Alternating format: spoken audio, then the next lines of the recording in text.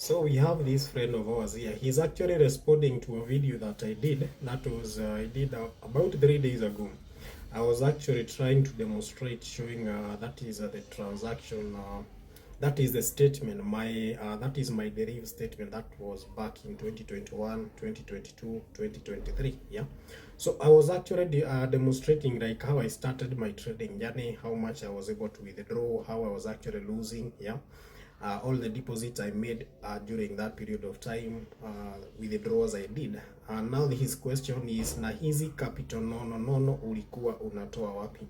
Okay, what you need to understand, like in campus there are so many hustles. If you decide wewe mwenyewe utaenda kulalisha, there are so many stuffs that we were actually doing during that time. We were actually doing kitu inaitwa tasking, yeah, on some platforms like Toroka Yandex. We also had remote task, yeah.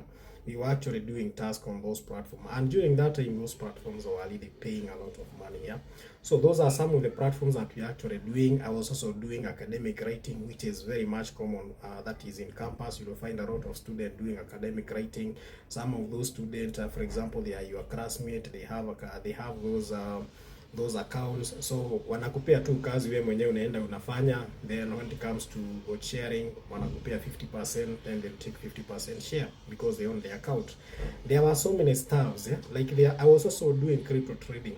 So when it comes to the capital wasn't an issue, yeah. So ukienda tu campus, there are so many stuffs you can do as long as you associate with the right people. There are so many hustles people watu huko utapata wanafanya, because when you're in campus utapata kuna wasi wana drive, unapata msee ako first year, second year, na huyo msee anakaa tu Windows. So those are the kind of people you should always make friendship with. Juu atakusaidia pia wewe ku grow and be in a position to do such kind of stuffs. By the time I was graduating, I had so many stuffs I could do. I was also doing I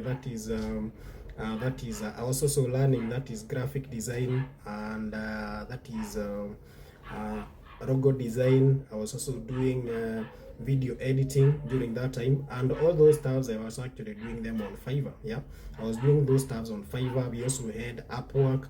There were so many other stuff. You also doing academic writing that is on Upwork. Like hustles ni mingi. All you need to have is a skill that you can actually deliver.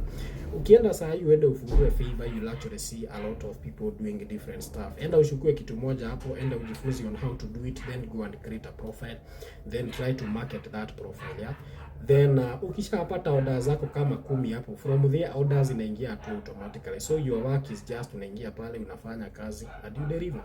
So to me, capital wasn't an issue. If you just get on that account, you'll actually see, yeah, in those during that period of time when I was actually using that account, I deposited $3,300. That's almost close to over 400. That's over 400,000 Kenya shillings. So capital wasn't an issue, and even during that time hata sikuwa kwa TikTok niliingia last year July, around July August hapo. That's when I uploaded my first video on TikTok, yeah. So there are so many people, like unapata people normally have different ways of kupata capital. Utapata msee aliuza bot, utapata msee alifanya kitu fulani, alifanya hivi. But during that time when I was actually starting, the only popular traders walikuwa wanafanya binary trading. We had, I think, Dora Printer, we had Dirion, and we had Sammy Boy. Those are the only traders wenye nilikuwa najua hiyo time walikuwa wanafanya hizi stuffs, yeah. Yeah, and probably even mwenye alikuwa popular sana hiyo time alikuanga, that is Sammy Boy. Ndiye alikuwa anauzia watu bot huko, yeah. So like there was no much like hiyo time hakukuwa like the trading side haikuwa na watu wengi sana. So it was just a matter of wewe mwenyewe unaingia pale, unajaribu kujifunza, unatafuta mwenzako mwenye anajaribu, unajaribu pamoja. But capital to me wasn't an issue. I had so many hustles that I was actually doing that were actually generating me income. Even when I was coming to binary trading, I didn't come to binary trading kama as a point of desperation, because I already si ati nilikuja juu sina kufanya.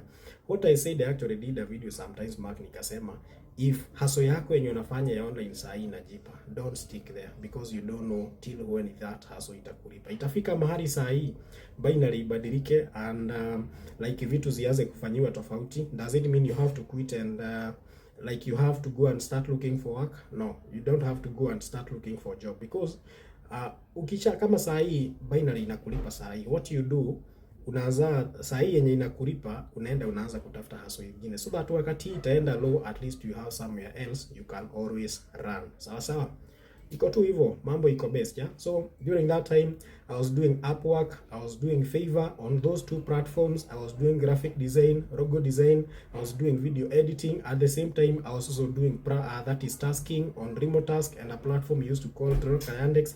There's also another platform that I was actually doing, which I really don't remember so well, yeah. And those platforms were actually paying so well.